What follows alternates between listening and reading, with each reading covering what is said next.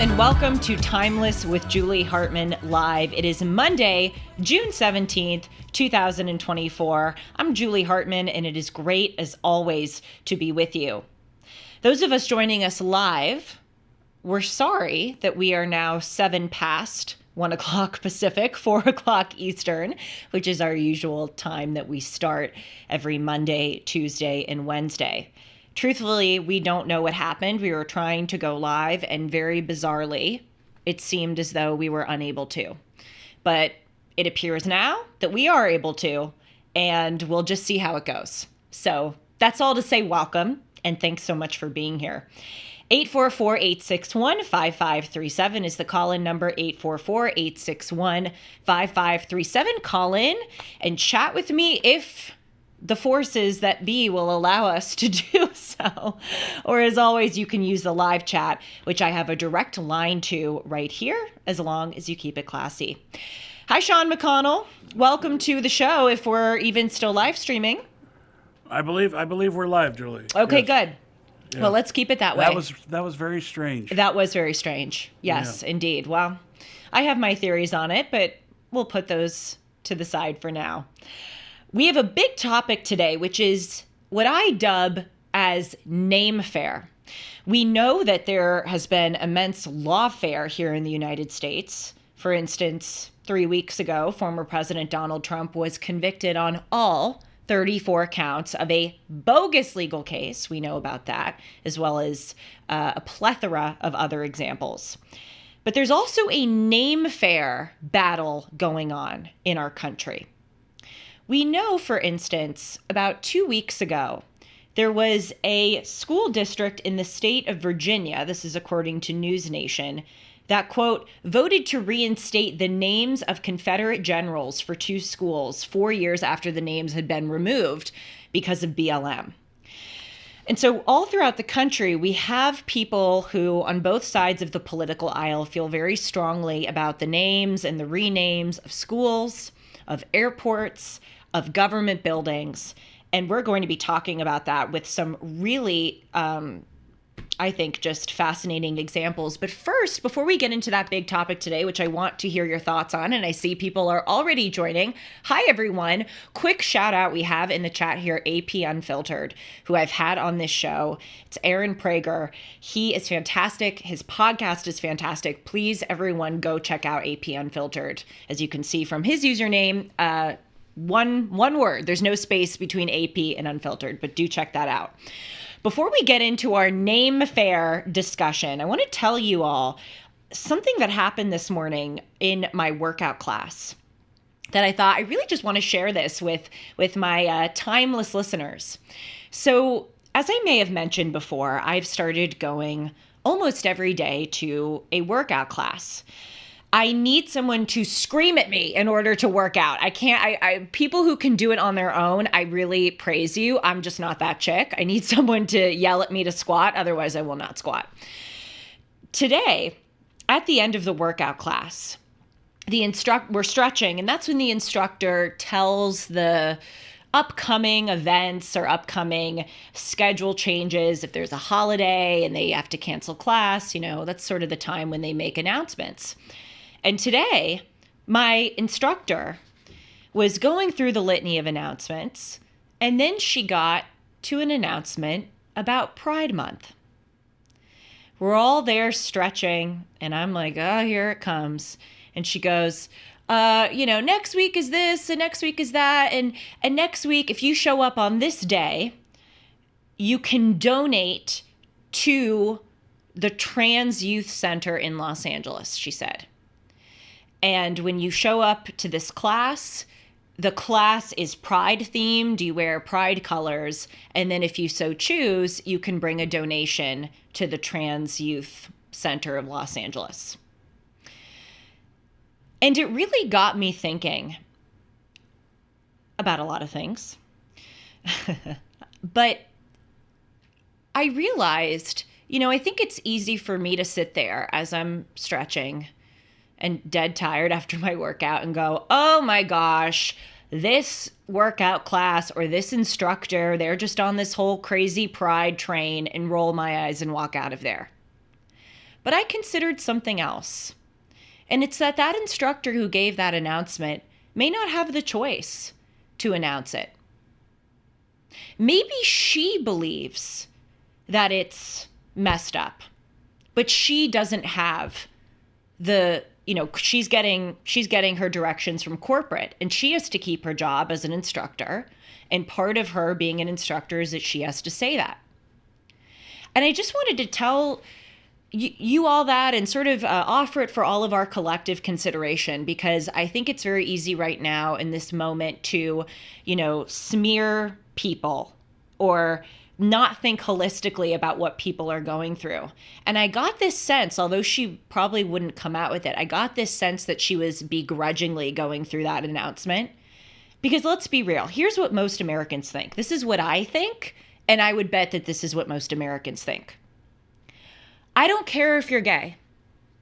I have many gay friends. I know the liberals would go, "Oh, you're like I'm not racist. I have black friends." Okay, that's we could have a whole sidebar conversation about that.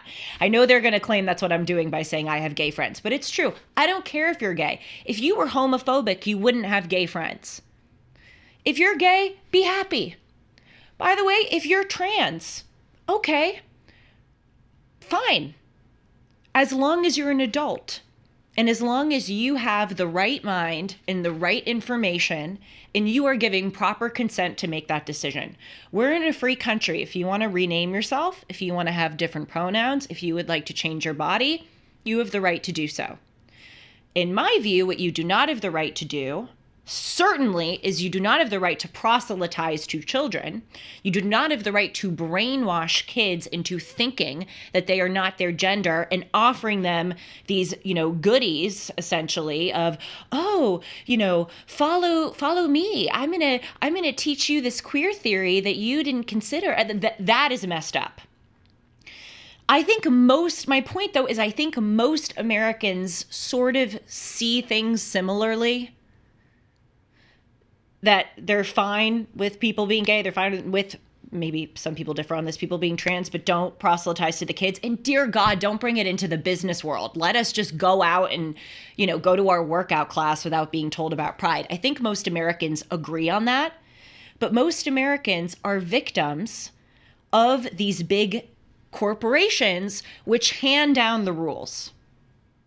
So the next time, and I know that we all go out, we go to our coffee store, we go to our, whatever, mall, and we see the pride flags, we see the BLM flags. And I think it's very easy to go, I'm going to boycott that business. It's more complicated than that. That's just my morning thought. Actually, it's not morning. It's just fully not morning. It's my afternoon thought. Before I go on to my Namefare discussion, chat, you have anything to say? Sean, you have anything to say? I know I kind of just opened that up. We can move on. You don't have to opine if you don't need to opine. Oh, I find it funny how corporations pretend to care about the topic of the day when all they truly care about is the bottom line. I wish they could be honest about that. Yep, that's right. They don't care what your stance is as long as your money is green. I felt so bad for that instructor because she was shouting out the Trans Youth Center of Los Angeles. And, it's just so awful what's happening right now with these kids being proselytized to believe this. And it's so messed up. And I felt so bad for her because I didn't want to, I didn't have a discussion with her about it, but I read into things. I could tell she didn't want to say it. I could tell she thought it was messed up too, but she needs to keep her job, And so this is the situation that we're all in. Someone's writing, if I identify as a woman. On most days I do. Some days I'll actually tell you when I didn't identify as a woman. This is a Julie story. I was at a public place and there was a men's restroom and a woman's restroom, and it was a single stall for each. And the woman's line was really long to the women's room because I guess we have to pee more than men. Sorry, it's just true. And then the male line was none. There was just a regular single stall. And so I went in there. I went into the male single stall and I used it. And I walked out and someone said to me there was a guy out there waiting, and the guy said to me, you can't go in there. You're not a guy. And I said, I identify as one. And I walked away. When a girl's gotta go, a girl's gotta go. I mean, seriously, the women's line was so long. Anyway, don't ask me how we got into this conversation. We're live on YouTube. Need to stop with my stories. Let's go on to the topic of the day. Although the chat is fun. This one's, that's... Is there something that makes people fall for movements that ultimately destroy them? Oh, you're saying something in women. Yeah, because the trans movement is erasing the definition of a woman. I don't know. That's another can of worms we'll open on another day. Let's go to our big topic. You guys will enjoy it. It's called what I call Namefare. So, and Democrats and Republicans are both doing it. Yesterday, the Daily Wire reported that a Republican from the state of Florida is proposing what the Daily Wire calls long shot bill to rename some of the borders in our oceans off the coast of our country after former President Donald Trump. So, according to the Daily Wire, and I'm waiting for the ding because let's go. Ding! Julie Hartman, not gay. That's right. I'm not like the president I'm not like the president of my Claudine. That's what I was just about to say. I'm not like the president of my alma mater, Claudine gay. I cite my sources. But apparently identifies as a man every now and then. Hey, only when it's that was one time. That was one time when it was an emergency. Usually, I actually have thoughts on that. We can't use this movement to cut I do have thoughts on that, but we'll put that aside for now and talk about Namefare. So again, according to the Daily Wire, and this is yesterday, I'm reading from the Daily Wire, Representative Greg Steube, who's a Republican from Florida, announced last week that he would be introducing a bill to redesignate the exclusive economic zone of the United States in references to law, maps, regulations, and documents or other records of the United States. They would be named, quote, Donald John Trump Exclusive Economic Zone of the United States. So why is this representative from Florida doing this? Well, he says, quote, I'm honored to introduce legislation that will rename our coastal waters after President Trump and serve as a reminder of his many contributions to our nation for generations to come. Floridians know the great value of our coastal natural resources and how important it is to have a president who cares about the strength and resilience of our oceans. Final part.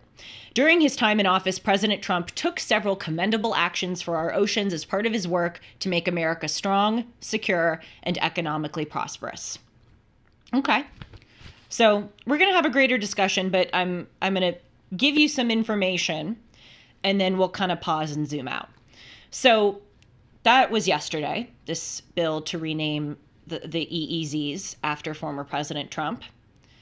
In April of this year, there was another bill from some Republicans. This was proposed by a Republican in the U.S. House of Representatives representing the state of Pennsylvania to rename an airport after former President Donald Trump. We have a picture here of the bill itself, which proposed to rename the John Foster Dulles International Airport, which is in the Washington, D.C. area, after former President Donald Trump. That airport was named after the former Secretary of State 62 years ago. And now there is an effort to rename it. So these are bills being, proposed in Congress. That doesn't mean that the bills are going to become law, because we need a coalition of people to vote in order to pass those. But I think it's worth our noticing what it is that people in Congress are deciding to prioritize. But as I said, Republicans are not the only ones who are considering renaming things. Shockingly, I know it comes as a total shock that Democrats would ever want to rename things. Democrats are engaging in this too. I would argue, in a far worse way. Get a load of this. Representatives Jerry Connolly, who's a Democrat from Virginia. Actually, sorry, can we take that quote down? I want to. Sorry, we're live and we're working with a lot of different things here. I motioned it, but now I want to retract it because let me lay the groundwork.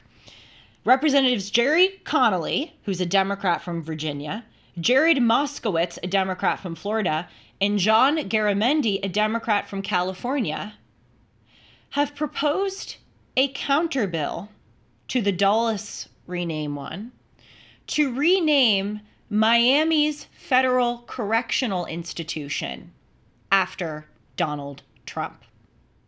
They want to rename a prison after Donald Trump, these Democrats, because they think that Orange Man Bad deserves it. Now we can put up the quote. Thank you, Tony.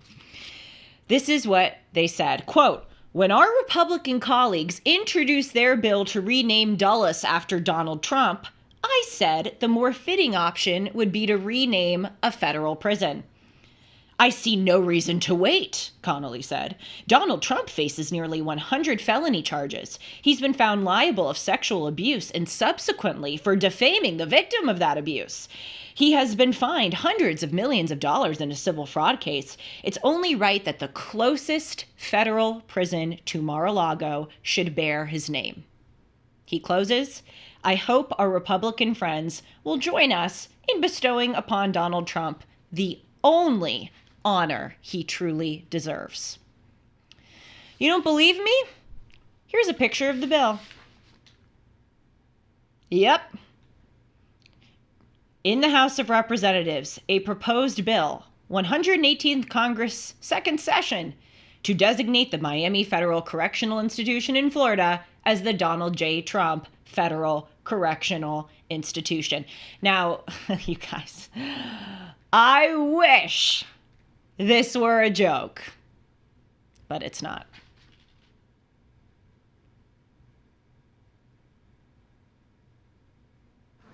An Irish, no, not a joke.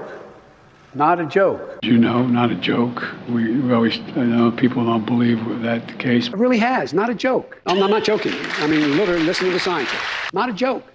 Not a joke. I sincerely mean this, and I really mean it. I'm not being facetious.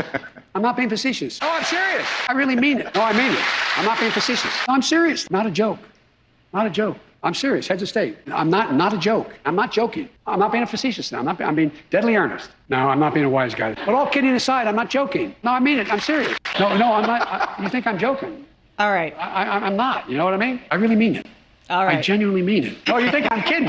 I'm not kidding. You think I'm kidding? I'm not. No, I'm serious. Think about it. This is not a joke. Thank you, Sean. I told him Sean never knows what we're talking about. When I go into the producer's dungeon, I tell him, I say, leave or cover your ears, because I want his real reaction on air. But I did tell him last night, if you could pull together a montage, I'd love it. That was good. Yeah, I didn't know you were going to talk about this. I assume naming buildings after people was an honor at one point, and that's why we did it. We did it to honor certain people that deserve it. And when I was growing up, you may not know this, but following sports, we used to have iconic stadiums that were named whatever they were named, and then they sold out and they started selling to corporations. So now all the stadiums across the country have weird branded names. Yeah. And I'm wondering how close we are to that. Politicians lining their pockets by having the Heinz Ketchup Airport. Yes. Rather than playing tit for tat and mocking Trump to name a prison or whatever. It's a bad trend, I would say. We've gone away from honor and. That's right. It's so low level. It's so immature. I mean, let's, again, as I said sort of a few minutes ago, let's kind of zoom out and consider these things. So we have the bill that was proposed yesterday to rename the economic zones in the ocean after the former president. We have the rename the airport bill after the former president. And then we have the Democrats' counter bill about renaming the prison. As a global comment for all three of those things, what I would say, and I welcome your opinions in the chat, of course, or a call-in if you want, 844-861-5537, 844-861-5537. My global comment about all of this is that right now in our country, this is clownish. All of this. We have really serious issues. We are $36 trillion in debt. We have essentially an open border where it appears by the numbers from various sources that we have about 10 million illegal immigrants in this country. We have schools like here in California who are very overt in their curricula,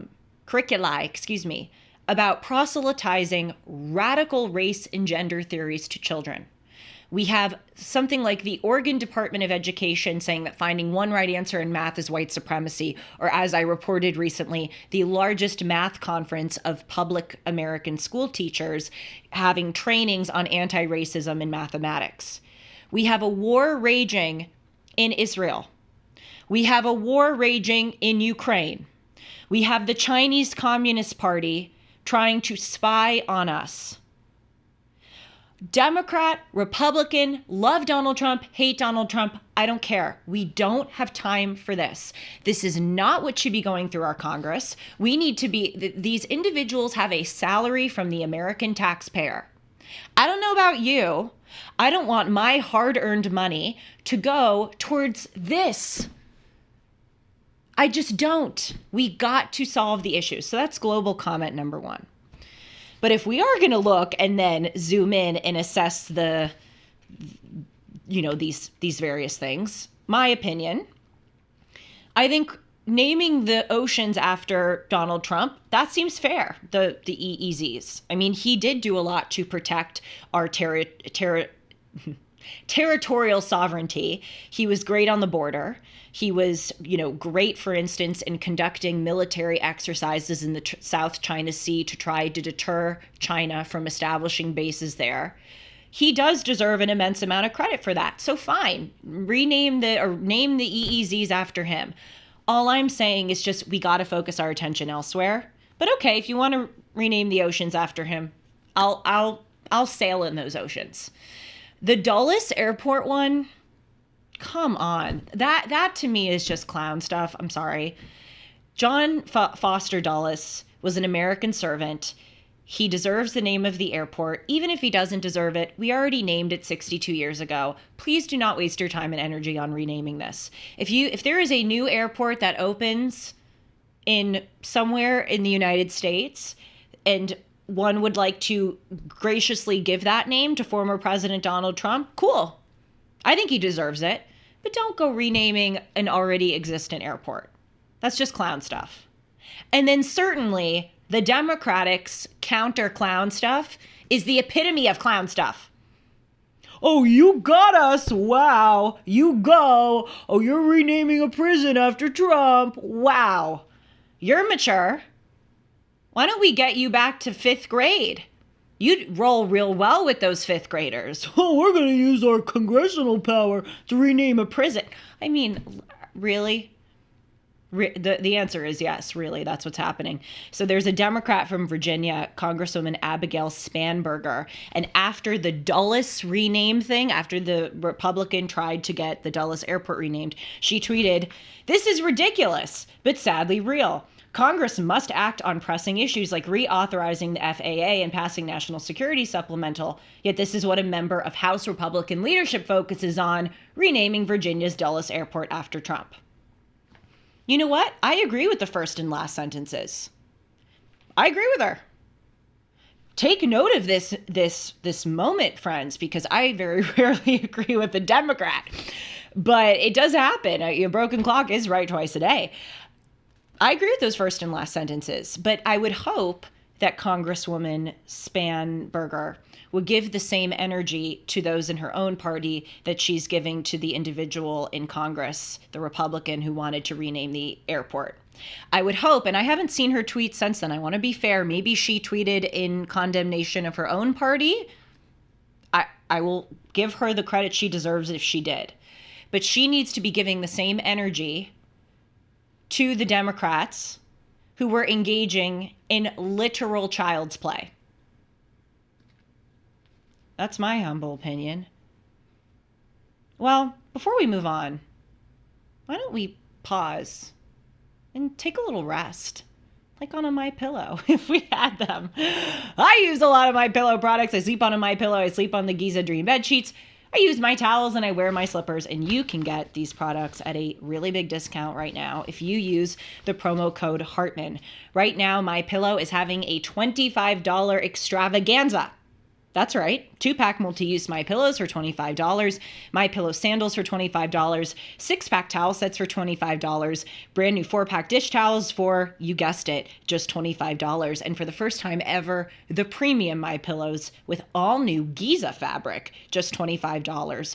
Orders over $75 will receive free shipping. Just go to mypillow.com and use the promo code Hartman, or call 1-800-566-6745 today and use the promo code Hartman.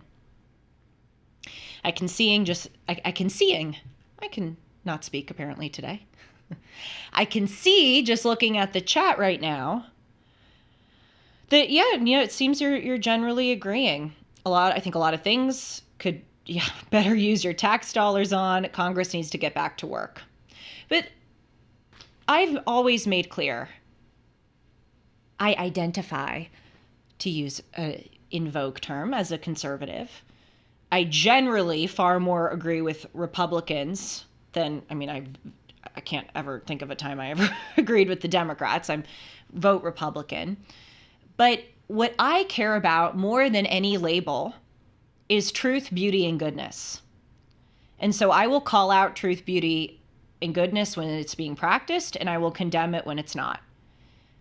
And although the clown stuff of the Democrats wanting to rename the prison is so beyond the beyond, and comparatively renaming Dulles after Donald Trump is comparatively less clownish and more noble, it's still clownish. So let's call it what it is. Do you have something to add in, Sean, or shall I move on? Sean's like, yeah, no, not touching that. This is actually a good thing I just said, because right now in American life, all of us have forums to speak. We have social media, we have, TikTok, we have a lot of different forums.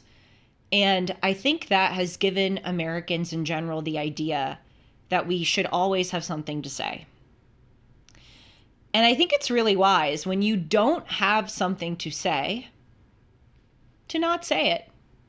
I just appreciate, Sean, that you were like, no, I don't have anything to add. Now I have something. Okay. I was going to say, I have a talk show. So I have to speak. I just blab about my opinions. Agree that there are too many people talking and not enough people thinking. There are. And so, wait, pause. Yeah. I'm sorry, just for a moment. I just want to make it clear that when I'm aware of that, I'm also aware that I'm employed to talk, but I want you to know that when I'm talking, blah, blah, blah, blah, blah, I'm really thinking about that. I'm making sure that what I have to say is worth your time. I think we've reached a point in this country where the government, and this is not a new concept, I'm not bringing anything new to the table. I think most people are frustrated by this unholy behemoth that is our government, that seems so far away from getting done what we actually need done, that we threw tea in the harbor because we didn't want taxation without representation, and that's what we have now. We have politicians that are lifelong career politicians. There's one in the White House. They are so separated from the people. They claim to be doing what we want done, but it's just what they run on or what they're being paid to deal with, rather than doing the business that needs to be done in this country to make America good. That's exactly right. We have taxation right now without representation. Absolutely well said. Because even, and I don't mean to speak for you, Sean, but I've made it clear that I'm voting for Donald Trump this November. I believe that is a vote to say that is not a left versus right, Democrat versus Republican vote anymore. That's just a vote to save Western civilization. So I've made that clear. I'm inclined to support the president's, things that support President Trump. But even, renaming the Dulles airport, that's not what I want my tax money to go towards. Even naming the oceans, and this is someone who supports Donald Trump. I don't want my representatives' time and my money going towards that. And I think a lot of Americans would agree with me. So I want to talk more generally about this renaming thing that we've got going on, and this and how we deal with our history and how we deal with naming. When presidents come along, it's a very interesting topic, and it's really one that's front and center right now in our nation. I had mentioned at the start of this episode that according to News Nation, because ding. Oh, sorry. Ding, Julie Hartman, not Kay. That's so funny. You're like, I didn't realize this was in my job description to just be on Ding Alert. I had mentioned that according to News Nation, and I have the article right here, quote, a school board in rural Virginia voted to reinstate the names of Confederate generals for 2 schools 4 years after the names had been removed, making it the first district in the nation to reverse course after the 2020 BLM protests. So we have this going on right now, which is, people are reeling from the whole scrub our history push that happened about 4 years ago after George Floyd. By the way, shameless plug for another episode of Timeless. I did a whole episode on George Floyd and how he changed America, how he changed me, how he changed the world. Please check that out. We discuss a lot of these themes. But, we all lived through that rewrite the history, rename purge in 2020. And now we're seeing, and I personally think it's a good thing, though I welcome your agreements or disagreements, we're seeing that backlash. We're seeing that turn. And so we've got to consider this. When is it right to rename? When is it not right? These are hard issues. They are. I mean, even Confederate generals, having statues or having names of schools.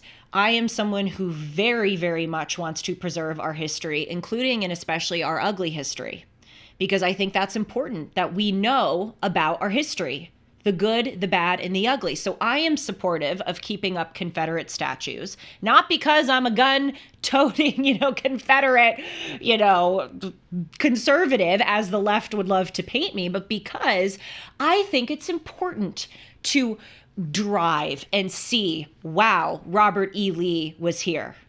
I think that's really important, and I don't think you get that when those statues are put in a museum. You forget your history.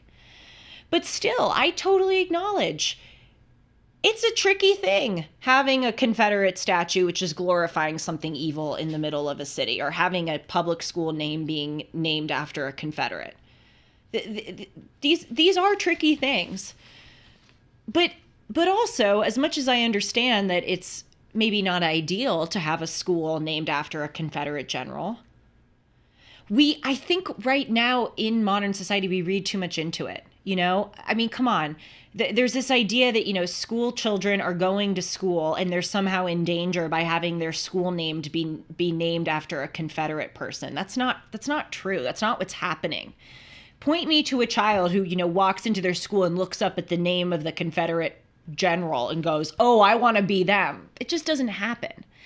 And again, we shouldn't be focusing on this. Stop renaming the names of the schools and focus on getting our test scores up.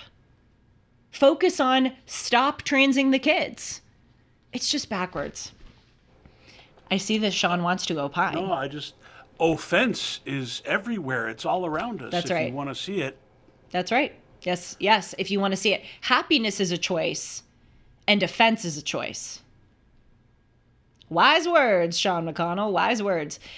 But I want to show you these videos that I dug up for this episode, because in addition to all of this so not being what we need to focus on, whether you endorse it, don't endorse it, we got to be focusing on real issues. It really is scary, the effort right now that is being undertaken to remove our history. Here's a video that occurred, I think, about 3 years ago. It was after BLM, and forgive me, I don't have the exact date of this video. But this is a bust of Thomas Jefferson being removed from the New York City Hall after being there for 187 years. Because, apparently we can't have a bust of Thomas Jefferson in the New York City Hall lest someone go in and stare at that with their insidious latent racism and love Thomas Jefferson for holding slaves. It's the most asinine thing in the world, but here's the video.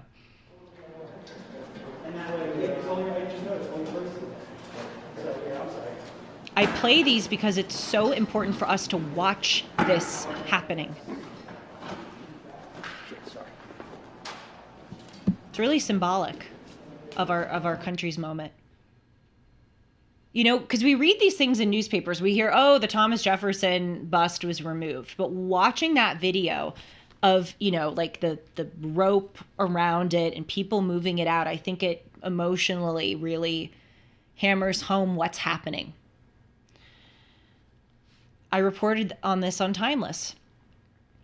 Another monument that over the past 4 years in this post-BLM world and in this Democratic Party threat to America moment, Democratic Party, in my view, has always been a threat to America, but perhaps never more than right now. Another statue that was removed was the Arlington Reconciliation Monument. This monument was erected in the 20th century in order to commemorate the lives lost on both the Union and Confederate side. I believe it was President William McKinley who commissioned, not with his own money, but who using his executive authority had this monument made. And it honors, as I said, both sides of people who died. And I want you to watch. Well, actually, I'm going to explain a little more because I think it will color the statue. There was a great article in the Wall Street Journal about this statue from a Republican congressman whose name is escaping me, and he wrote a Wall Street Journal op-ed before this was removed. And what he said was, we have to understand that when we think of Confederacy bad and Union good, yes, generally that is true, 100%. But there were individuals within the Union and within the Confederacy who didn't necessarily follow what their grander movements were about. For instance, there were Union states that had slaves in those Union states.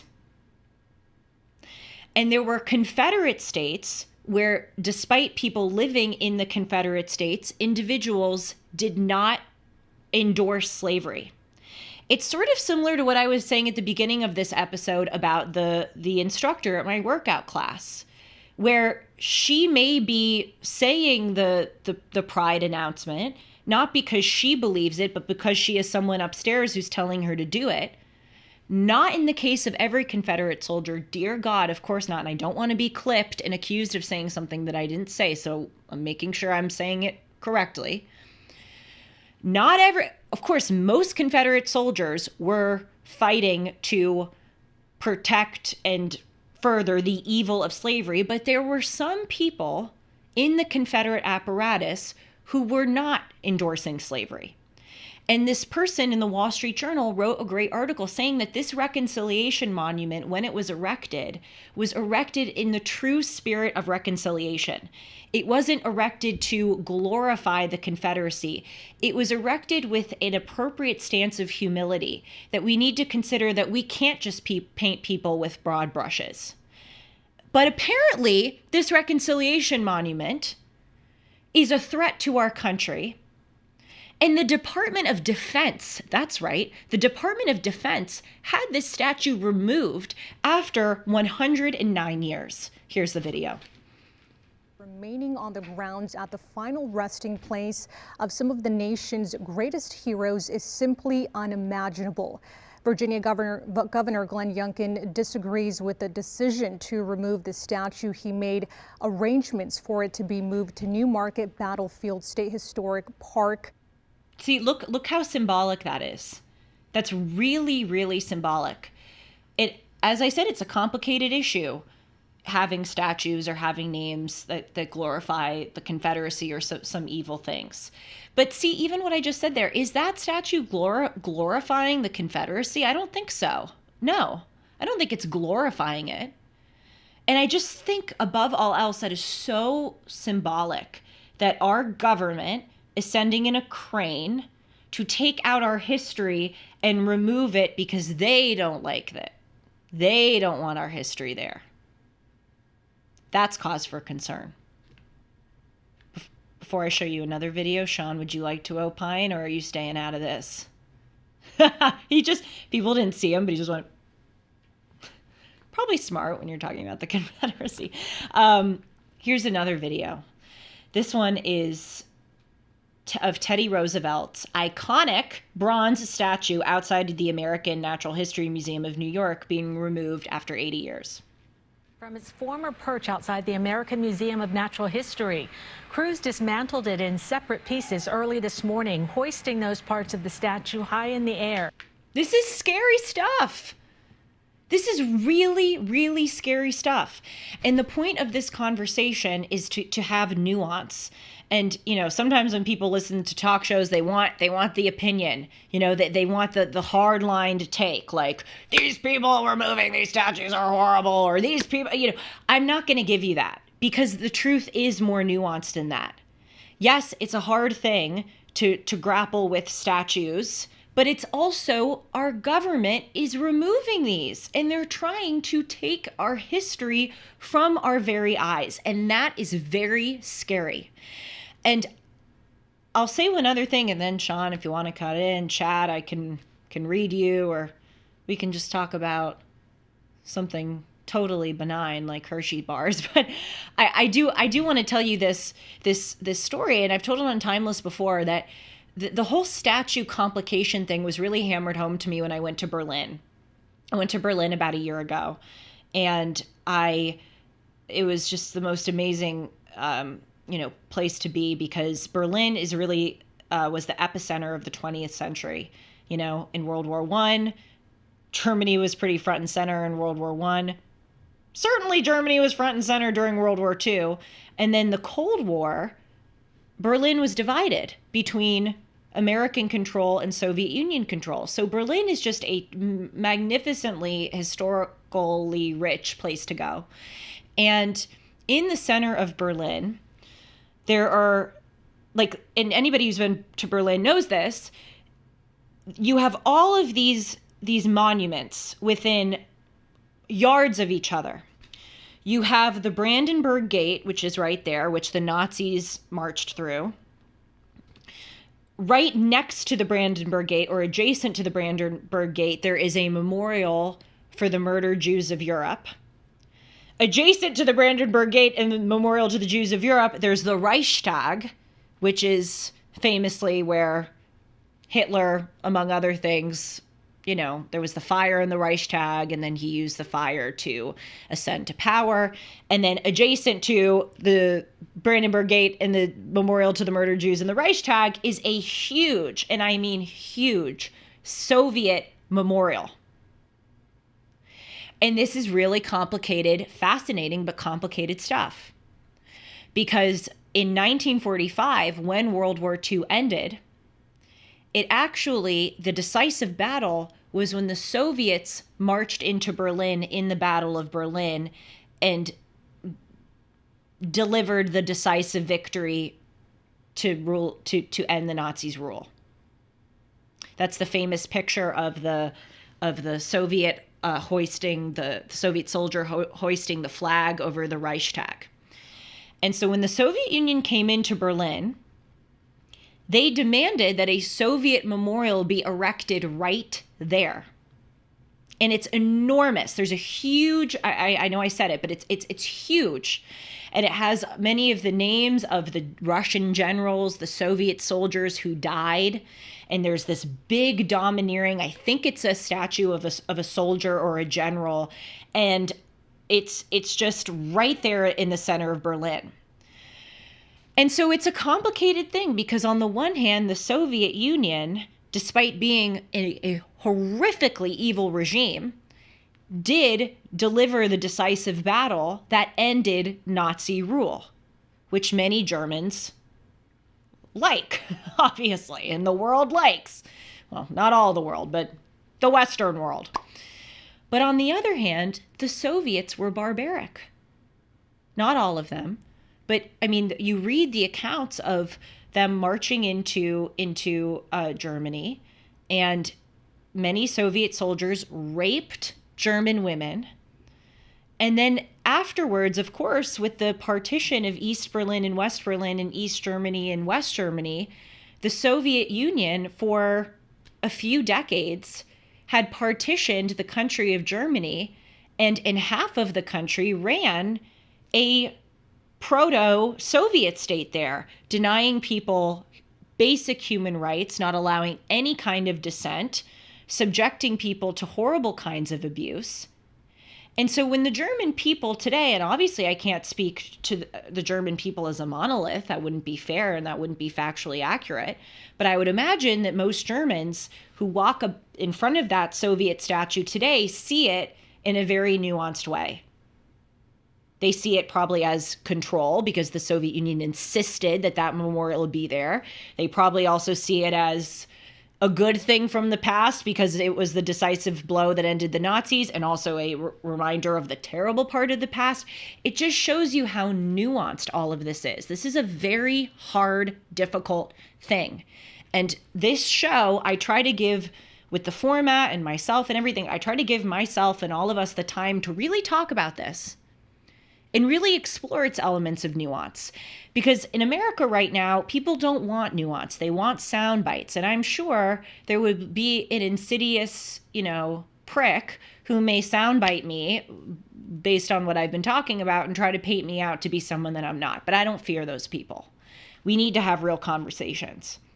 And so this is a nuanced thing, but the point, my overarching point, is that my opinion is I would rather have these statues up than not.